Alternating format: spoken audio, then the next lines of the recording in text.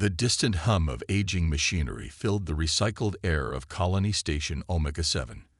Through the reinforced windows, countless stars dotted the endless void, reminding the station's inhabitants of their forced exile among them. In the command center, Administrator Park Jin-woo's weathered face reflected off multiple holographic displays, each showing increasingly worrying numbers. 3 centuries had passed since the day humanity lost Earth. The Concordat, a coalition of advanced alien species, had driven humans from their cradle world, scattering them across the outer rim of known space like dandelion seeds in a harsh wind. Now, Jin-woo faced the daily challenge of managing one of the largest refugee stations in human-controlled space. The station's corridors, designed for 5,000 inhabitants, now strained under the weight of nearly 12,000 souls. Every system worked beyond capacity, from life support to food synthesis. The groaning of metal and periodic shudders had become so common that most residents barely noticed them anymore. Lee Sua, Jin-woo's assistant for the past 5 years, entered the command center. Her usual crisp uniform showed signs of wear, much like everything else on the station. She carried a data tablet, its screen displaying the day's reports in stark blue letters. "Administrator," she said, her voice barely above a whisper, "the Concordat patrols have increased again." Jin-woo's fingers tightened around the edge of his console. "Show me." Sua transferred the data to the main display. Red dots appeared across the sector map, showing Concordat vessel movements. "They're getting bolder with their inspections." Her fingers made air quotes around the word, a gesture of bitter mockery. Everyone knew these weren't inspections. They were calculated acts of intimidation. "How many ships this time?" Jin-woo asked, studying the pattern of movement. 3 cruisers and their support vessels. Double the usual patrol size. Sua's voice carried a hint of fear she couldn't quite hide. "They're specifically targeting medical supply routes." In the 30 years since Jin-woo had taken command of Omega-7, he'd watched the Concordat's tactics evolve from simple supervision to systematic oppression. Their technology restrictions had grown more severe, their safety protocols more intrusive. They claimed it was for humanity's protection, but their actions spoke differently. The station's medical bay was already struggling. Last week, they'd lost 2 children to a curable illness, simply because they lacked the proper synthesizing equipment. The Concordat had deemed such technology too advanced for human use, claiming it could be repurposed for weapons manufacturing. Jin-woo pulled up the station's inventory lists. Food stores, 47% capacity. Medical supplies, 32% capacity. Spare parts, 26% capacity. Each number represented thousands of lives hanging in the balance. He remembered his grandmother's stories about Earth, tales of vast oceans, endless forests, and cities that stretched to the horizons. Now, humanity survived in metal boxes floating through space, dependent on the mercy of their oppressors. "Have the hydroponics team double their shifts," he ordered, making notes on his console. "We'll need to increase food production to compensate for any supply disruptions. And tell Dr. Kim to start rationing antibiotics again." Sua nodded, adding her own notes. "What about the maintenance crews? They're reporting critical wear in sections 12 through 15. Redirect power from the entertainment sectors. We can't afford another hull breach." Jin-woo paused, considering their options. "And initiate quiet hour protocols in residential zones. We need to conserve every bit of energy we can." As Sua left to relay his orders, Jin-woo moved to the observation window. The station's external lights illuminated its scarred hull, showing patches and repairs accumulated over decades. Yet beneath these signs of struggle, humanity endured. In hidden workshops and secret meetings, people preserved the knowledge of Earth, passing it from generation to generation. They maintained their history, their culture, their dreams of return. The Concordat might control their technology, restrict their movement, and monitor their communications, but they couldn't control human spirit. In privacy of their homes, parents still taught their children about Earth's wonders. Engineers still drafted designs for advanced technology, hidden away in encoded data crystals. Doctors still practiced forbidden medical techniques, saving lives despite the restrictions. Jin Wu checked his personal tablet, encrypted with programs that would make any Concordat inspector suspicious. Hidden beneath routine station reports lay the true state of human resistance, a network of communication and preparation spanning every colony and station. The Concordat thought they had created a dependent, weakened humanity. They never understood that pressure creates diamonds. A small alert flashed on his screen. Another encrypted message from the Resistance. Jin Wu allowed himself a small smile. While the Concordat watched their skies and monitored their transmissions, humanity quietly prepared. Someday, they would return home. Until then, they would endure, adapt, and grow stronger in their exile among the stars. The first alarm caught everyone off guard. A high-pitched wail that hadn't been heard in years echoed through Omega-7's corridors, causing several technicians to drop their tools in surprise. In the command center, Jin Wu's coffee cup slipped from his fingers, shattering on the metal floor as multiple red warnings flashed across his screens. Unknown vessel detected. A controller shouted from his station. Massive energy signature. It's bigger than anything in our database. Jin Wu rushed to the main observation window, his heart pounding. Through the reinforced glass, he watched as space itself seemed to twist and bend. A massive shape emerged from the darkness, its hull gleaming under Omega-7's external lights. The ship was easily 3 times the size of any Concordat cruiser he'd ever seen. "Get me visual enhancement," he ordered, his voice steady despite the chaos erupting around him. The window's display magnified, bringing the mysterious vessel into sharp focus. Jin Wu's legs nearly gave out beneath him as he recognized the markings on its battle-scarred hull. It's one of ours," he whispered. "That's an Earth Fleet designation." The ship's name became visible as it turned its broadside toward the station. HMS Vengeance. The vessel was a legend, one of the most powerful warships ever built by humanity before the Exile. It had vanished during the initial battles, presumed destroyed like so many others.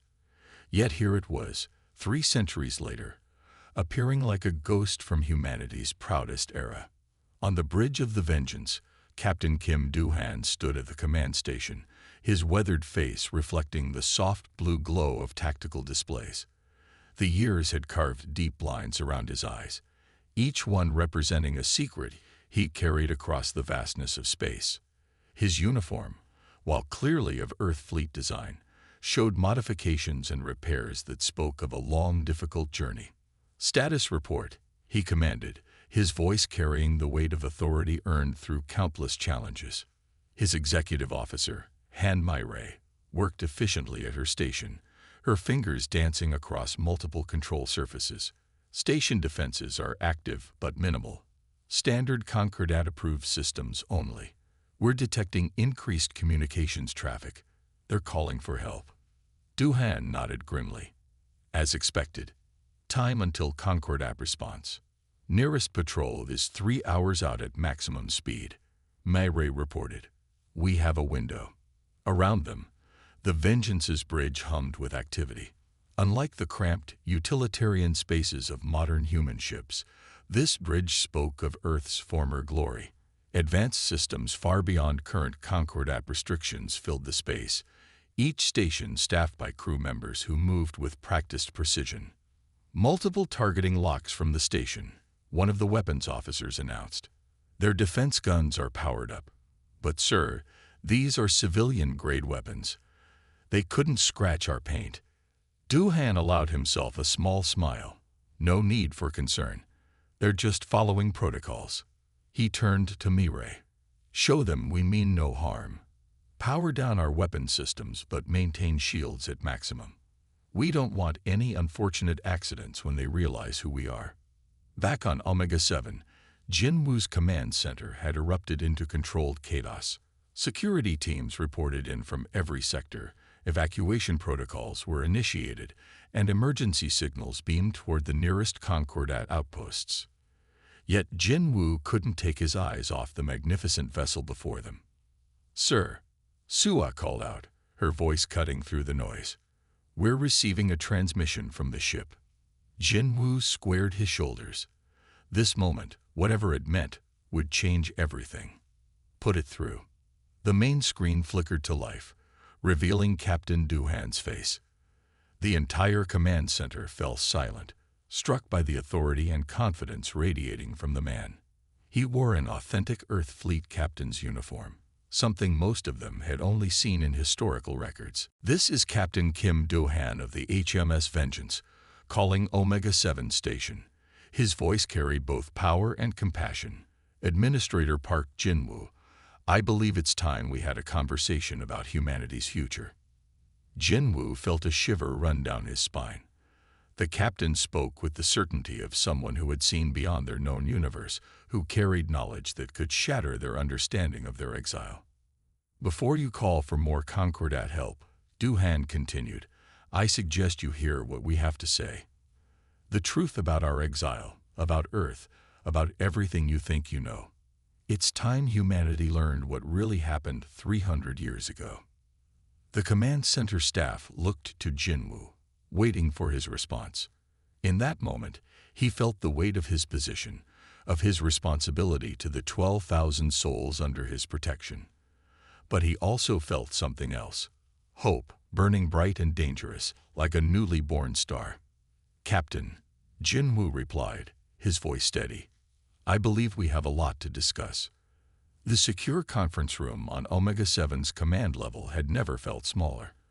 Around the ancient metal table sat the leaders of humanity's largest colonies, their faces illuminated by the soft glow of privacy field generators.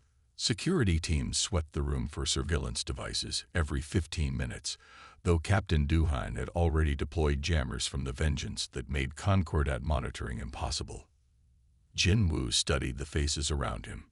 Station leaders, colony administrators, and resistance coordinators, many of whom had risked everything just to be here. The tension in the room was thick enough to cut with a knife as they waited for Duhan to begin. The captain stood at the head of the table, his presence commanding attention without effort. His XO, Mi-Ray, worked quietly at a portable console, preparing their presentation. The soft hum of equipment was the only sound in the room. "What I'm about to show you," Duhan began, his voice steady and clear, "will change everything we thought we knew about our exile."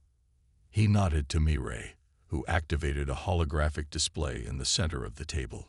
The image that appeared made several people gasp.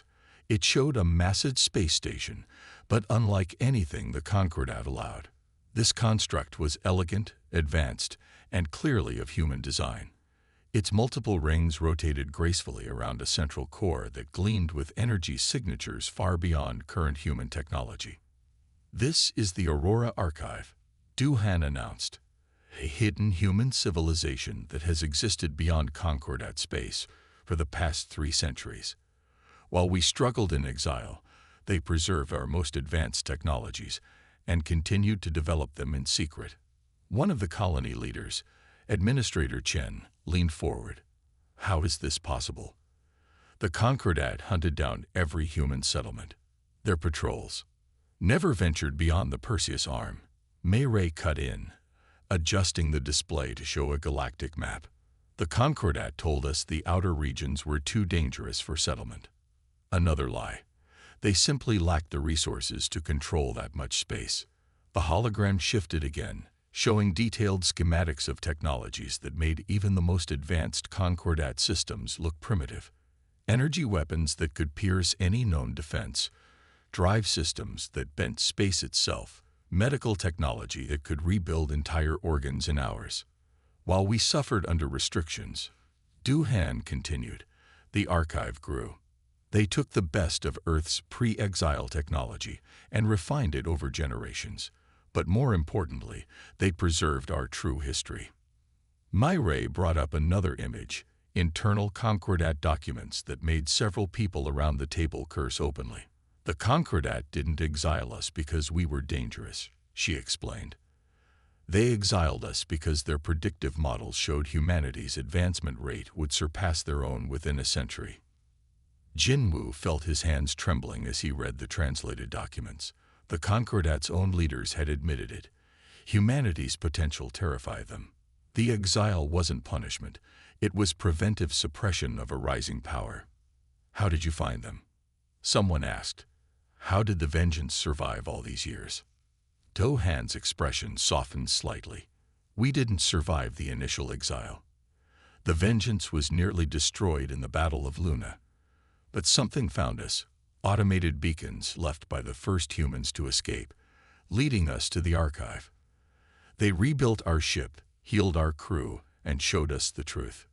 Mayray activated another display, this one showing construction facilities that dwarfed anything in known space. "The archive hasn't been idle," she explained. "They've spent centuries preparing for this moment, building ships, developing weapons, creating technologies that could free humanity from Concordat control." The room erupted in questions, but Jinwoo remained silent, watching the holographic displays cycle through images of human achievement that should have been impossible. Each new revelation hammered home the scale of the Concordat's deception and the scale of humanity's hidden potential. "Why now?" he finally asked, his voice cutting through the chaos. "Why reveal this after 300 years? Do-Han's expression turned grim. "Because the archive's calculations show the Concordat is weakening. Internal conflicts, resource shortages, rising dissent among their subject species. For the first time since our exile, they're vulnerable. But more importantly," he paused, making eye contact with each person in the room, "we're ready. The archive has given us everything we need to reclaim not just our freedom, but our home." The implications of his words settled over the room like a physical weight.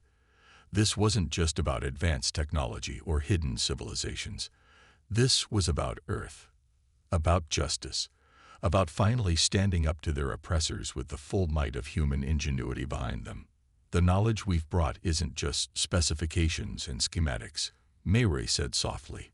"It's hope. Real, tangible hope, preserved and refined by generations of humans who never forgot about those left behind in exile." Jinwoo looked around the table, seeing the same fire building in every eye. 3 centuries of oppression had not broken humanity's spirit. It had only forced it to burn in secret, growing stronger in the darkness. Now that fire was ready to burst into an inferno that would reshape the galaxy. The future they had dreamed of was finally within reach. The abandoned mining facility on asteroid KB-217 hadn't seen activity in decades. Its rusted equipment and dark corridors told a story of resource depletion and Concordat-mandated abandonment. Yet deep within its core, behind layers of security systems disguised as structural damage, Yoon Ha-won watched her newest creation come to life. "Power fluctuation at 2.3%, she announced, her fingers dancing across holographic controls that shouldn't have existed in human space, within acceptable parameters. Begin Phase 2. Around her, a team of engineers worked with quiet efficiency, their movements practiced and precise. The fabrication plant they'd built inside the asteroid's heart hummed with energy, its advanced systems carefully shielded from Concordat detection. What appeared to be random electromagnetic interference from mineral deposits was actually the signature of matter replication technology far beyond anything the Concordat thought humans possessed. Ha-won studied the readouts from their latest production run. The archive's designs were elegant in their simplicity, designed to be integrated into existing colonial technology without drawing attention. Each component looked harmless when examined individually: power regulators, atmospheric processors, waste recycling units. But when combined in specific ways, they created systems that would give humanity back its strength. Concordat patrol ship passing through the sector. One of her security officers reported. Standard sweep pattern. Ha-won nodded calmly. Maintain current power levels. They'll see exactly what they expect to see. Another dead rock in space. On the Concordat vessel, Kang Ji-ho stood at his monitoring station, reviewing data from the sector scan. As the human liaison officer, his job was to help identify any unauthorized human activity. The Concordat trusted him because he had proven his loyalty over years of service. They never suspected that every report he filed was carefully crafted to hide the truth. Sector scan complete, Jai-Ho announced to his Concordat superior. Minor power signatures from abandoned mining sites, consistent with residual equipment decay. The Concordat officer barely glanced at the report. Expected results. Humans lack the capability to repurpose these facilities. Continue standard patrol pattern. Jai-Ho kept his expression neutral as he logged the report. The Concordat's dismissal of human potential had become their greatest weakness. They saw what they expected to see. A broken, dependent species struggling to survive on the scraps they were allowed. Back in the asteroid, HFY's team completed another production cycle. Hidden compartments in the facility's walls filled with components that would be smuggled out on routine supply ships, distributed across human space in seemingly random patterns. Each piece was a small part of a much larger plan. Update from Colony Station Omega-7, her communications officer reported. Integration of new power systems proceeding ahead of schedule.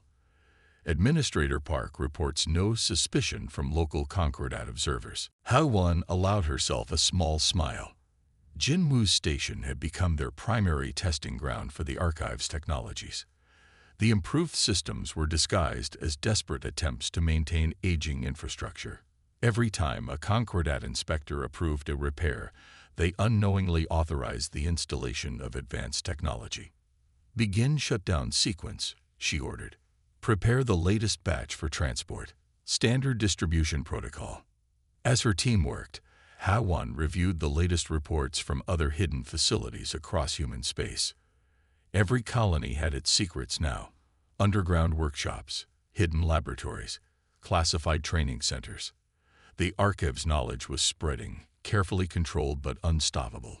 In his office aboard the Concordat patrol ship, Jai-Ho received encrypted updates hidden within routine maintenance requests. Power consumption across human settlements was rising, but so gradually that it appeared natural. Performance metrics showed impossible improvements in efficiency, but they were buried under so many layers of bureaucratic data that no one looked closely enough to question them. Another anomaly report, his Concordat supervisor mentioned during their daily briefing. Power signatures from human colonies don't match historical patterns. Environmental adaptation. Jai-Ho explained smoothly. Our systems are working harder to compensate for aging infrastructure. I can prepare a detailed analysis if you'd like. The supervisor waved him off, just as Jai-Ho knew he would. The Concordat's certainty of their superiority made them blind to the revolution happening right under their sensors. HFY's facility powered down, becoming just another dead asteroid in space. But its work was done. Another batch of components would soon join the growing network of advanced technology spreading through human space. Each piece was a spark of hope, a step toward liberation. The awakening had begun, and the Concordat would never see it coming until it was too late. Their greatest mistake was believing they had broken humanity's spirit. Instead, they had forced it to evolve, to become something stronger and more determined than ever before. In the darkness of space, humanity's future was taking shape, one hidden facility at a time. The message began at exactly 300 Universal Time, bypassing every communication restriction the Concordat had ever imposed. In homes, workplaces, and gathering spaces across human space, screens flickered to life of their own accord. Captain Duhan's face appeared, his expression solemn but determined. People of Earth, scattered children of humanity, he began, his voice reaching every human settlement simultaneously. For 3 centuries, we have lived under a lie so vast that its truth will shake the foundations of the galaxy. In Colony Station Omega-7's main hall, thousands gathered around the largest display screen, their faces illuminated by its glow. Jinwu stood among them, watching history unfold. The Archive's communication systems, hidden within the station's upgraded infrastructure, ensured every word came through with perfect clarity. The Concordat told us we were exiled for our own good, Duhan continued. They claimed we were dangerous, uncontrollable, a threat to galactic peace. But today, you will see the truth they tried to bury. The broadcast shifted to internal Concordat recordings, their authenticity verified by archive encryption, codes that even the Concordat couldn't fake. The first showed a high-level meeting from before the exile, translated into multiple languages. A Concordat high commander's voice filled the silence. Human advancement rates exceed all predictive models. Within one standard century, they will surpass our technological level. Within two, they could dominate the galaxy. This cannot be allowed.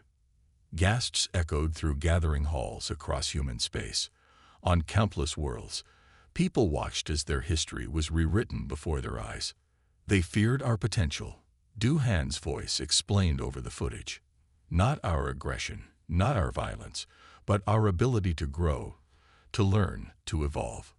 The exile wasn't punishment, it was containment. More recordings played, each more damning than the last. Concordat leaders discussing methods to restrict human development, debating the most effective ways to keep humanity dependent and weak. Plans for the exile, carefully crafted to appear as punishment while actually serving as a cage. On the Concordat administrative world of Kern 9, Kang Jaiho watched the broadcast spread beyond human channels. Despite the Concordat's desperate attempts to contain it, the message was reaching their own subject species. In their arrogance, they had never considered that the same methods used to suppress humans might have been used against others. Shut it down, a Concordat commander ordered, his multiple appendages gesturing frantically at communication consoles. Block all frequencies. But it was too late. The archives technology, integrated into communication networks over months of careful preparation, was beyond their ability to control. The truth was spreading like wildfire. Back in the broadcast, Duhan revealed the final piece of evidence, the Concordat's own studies of human potential. Their scientists had predicted innovations that would revolutionize space travel, medicine, energy production, advancements that could have benefited all species, denied to the galaxy because of fear. Look at what they took from us. Duhan's voice rang with controlled anger. Not just our home, not just our freedom, but our ability to help build a better galaxy for everyone. In the darker regions of space, other species watched with growing understanding. The Nyx, a race of deep space dwellers who had been guided by the Concordat for millennia, saw their own history reflected in humanity's story. The Meridians, whose technological development had mysteriously stalled centuries ago, recognized the same patterns of suppression. But they made one crucial mistake. Duhan continued, his voice growing stronger. They thought isolation would weaken us. Instead, it forced us to become stronger than they could imagine. The broadcast showed glimpses of the Aurora Archive. Human achievement unleashed. Technology developed free from Concordat restrictions. Ships that could outrun their fastest vessels, weapons that could pierce their strongest shields, medical advances that bordered on miraculous. Today, we reclaim not just our truth, but our destiny, Duhan declared. To all who have suffered under Concordat guidance, who have watched their people's potential be crushed under the weight of false protection, stand with us. The time for change has come. In Omega 7's main hall, Jinwoo felt the energy of the crowd change from shock to determination. 3 centuries of suppressed anger, hidden resentment, and carefully maintained hope were finally finding their voice. The broadcast ended with a simple message. The exile ends now. Across human space, people began to move with new purpose. In hidden facilities, engineers activated systems they had prepared for this moment. On countless stations and colonies, leaders who had been briefed in advance began implementing carefully laid plans. The Concordat's great lie had been exposed, and with it, their power began to crumble. They had feared human potential. Now they would face it, unleashed at last. And in the darkness between stars, other species began to question their own histories, their own restrictions, their own carefully maintained chains. The truth hadn't just freed humanity. It had lit a flame that would spread across the galaxy. The revolution had begun with a simple broadcast, but it would end with the reshaping of galactic society itself. The first shots of humanity's liberation came not with a roar, but with absolute silence.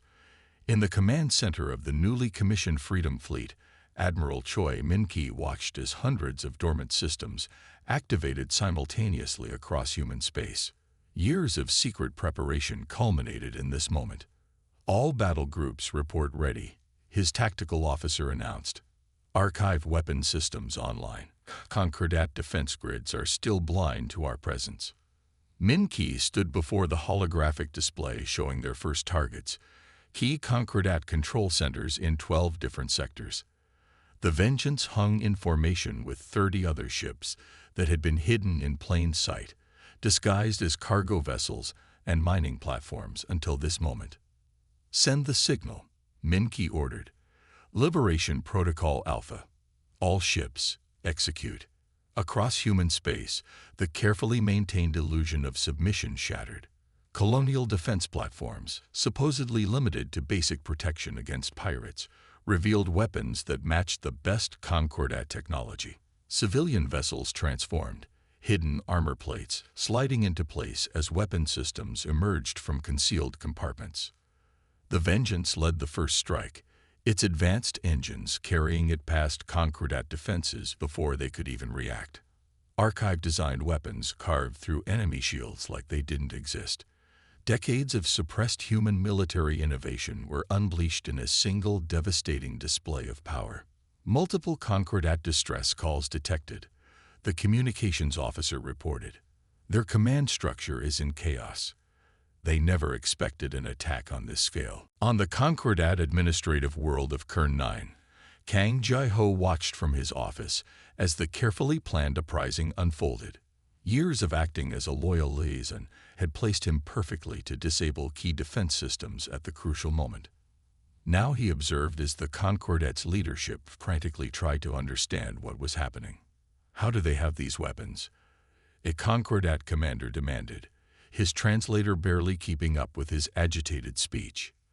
"Their technology was restricted." "It seems," Jai-ho replied calmly, dropping his subservient act, "that you underestimated human ingenuity."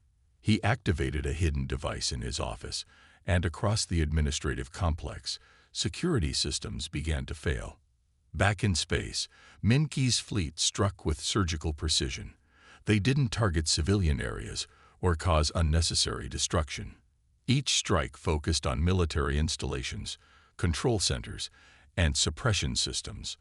The Concordat's carefully maintained network of oppression was being dismantled piece by piece. Colony Station Gamma 3 reports successful liberation, his tactical officer announced. Concordat forces are surrendering. Similar reports coming in from sectors 7 through 12. The liberation wasn't just military. In every human settlement, people emerged from hiding to reclaim their homes. Technologies that had been developed in secret were brought into the open. Medical facilities revealed advanced treatment systems that had been saving lives behind closed doors for years. But the most surprising development came from other species. The Nyx, their crystalline ships emerging from deep space, joined the attack on Concordat strongholds in their sector. The Meridians, their suppressed technology finally unleashed, disabled Concordat control systems across their worlds. "Admiral," his communications officer called out, "we're receiving messages from 17 different species. They're offering alliance and requesting coordination for attacks in their sectors." Min-ki allowed himself a small smile. The Concordat's strategy of dividing and suppressing species had backfired spectacularly. Their fear of human potential had blinded them to the possibility that other races might have hidden strengths of their own. The Vengeance led another assault, this time against a major Concordat fleet base.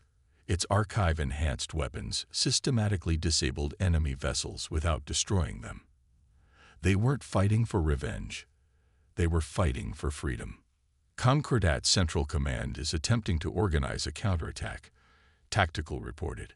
Their forces are scattered and disorganized. Many of their ships are refusing to fire on civilian targets. The liberation continued for hours, each victory building momentum for the next. Colony after colony raised new flags, declaring their independence. Ships that had been bound by Concordat restrictions now flew freely between the stars, their true capabilities finally revealed. In his command center, Min-Ki received updates from across human space. The careful planning, the years of preparation, the hidden strength they had built, it was all paying off. The Concordat's greatest weapon had been fear, and that weapon was useless against people who had finally lost their reason to be afraid.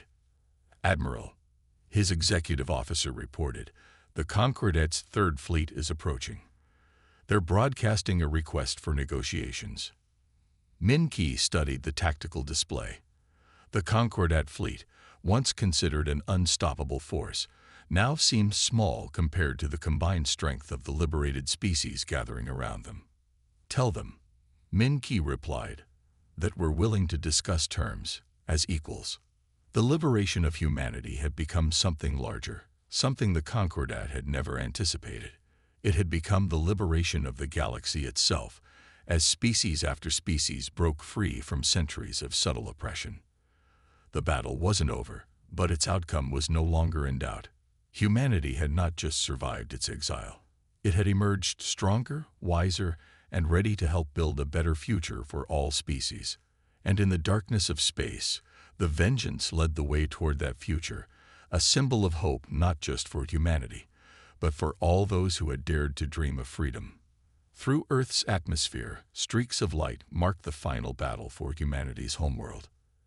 The Vengeance hung in low orbit, its battle-scarred hull reflecting the golden sunlight of the planet that had birthed its creators. Captain Duhan stood at his command station, watching as 3 centuries of exile came down to this moment. Concordat defensive line is breaking, Myre reported, her hands moving across tactical controls with practiced efficiency. Ground forces report multiple breaches in their perimeter. The combined fleet of liberated species filled the space around Earth, their ships representing the largest gathering of free peoples the galaxy had ever seen. The Nyx crystal ships glowed with internal energy, while Meridian vessels moved with impossible grace through the debris of battle. Jin Wu reports his teams are ready, Duhan announced to his bridge crew. Begin the final approach. All ships, commence Operation Homecoming. On the surface, Administrator Park Jin-Woo led the ground assault from a mobile command center. His forces, equipped with archive technology, moved through the ruins of old Earth cities. 3 centuries of Concordat occupation had changed the planet's face, but beneath the alien structures, humanity's home still waited. Team Alpha has secured the Sydney landing zone, one of his officers reported. Beta and Gamma teams are advancing on schedule. Minimal resistance. Most Concordat ground forces are surrendering. The last handful of Concordat ships fought with desperate determination, but their weapons were useless against archive shields. The Vengeance's advanced systems targeted their engines and weapons, disabling rather than destroying. This wasn't about revenge. It was about coming home. In orbit, Myre coordinated with the Allied fleet. Ships from 17 different species moved in perfect harmony, their centuries of hidden development finally unveiled. The Concordat's worst fear had come true, not just humanity, but all their suppressed subjects had evolved beyond their control. Multiple impacts detected in the Atlantic defense grid, she reported. Concordat orbital platforms are failing. Their command structure is collapsing. Duhan watched as another Concordat cruiser powered down its weapons, its crew choosing surrender over pointless destruction. On his tactical display, more green icons appeared as human forces secured strategic locations across the planet's surface. Captain, his communications officer called out, "We're receiving a priority transmission from the Concordat Supreme Command." The message was brief, a formal surrender, ending 3 centuries of exile with a few short sentences. Around the bridge, crew members fought back tears as the reality sank in. They had done it. They had come home. Jin-Woo's ground forces moved through the ruins of Old Tokyo, securing the last Concordat stronghold in Asia. The alien occupiers, their arrogance finally broken, laid down their weapons without a fight. In the distance, Mount Fuji stood unchanged, a reminder that some things endured even through centuries of occupation. The first human boots touched Earth's soil near the ruins of New York. Jin Woo stepped out of his transport, feeling real Earth gravity for the first time in his life. Around him, soldiers and civilians alike knelt to touch the ground, to feel the dirt of their ancestral home between their fingers. From orbit, Du-Han watched as more ships landed, carrying humans who had known only exile back to the world of their ancestors. The Vengeance's sensors showed celebrations breaking out across the planet as the reality of victory spread. "Begin atmospheric cleanup procedures," he ordered. "Coordinate with Nick's environmental teams. Let's give our people the home they remember from the histories." In the days that followed, representatives from all the liberated species gathered in the restored United Nations building in New York. The new Galactic Council took shape, built on principles of freedom and mutual respect. Humanity, having led the way to liberation, accepted the responsibility of ensuring no species would ever again face what they had endured. The Vengeance remained in orbit, its scared hull a testament to the battles fought and won.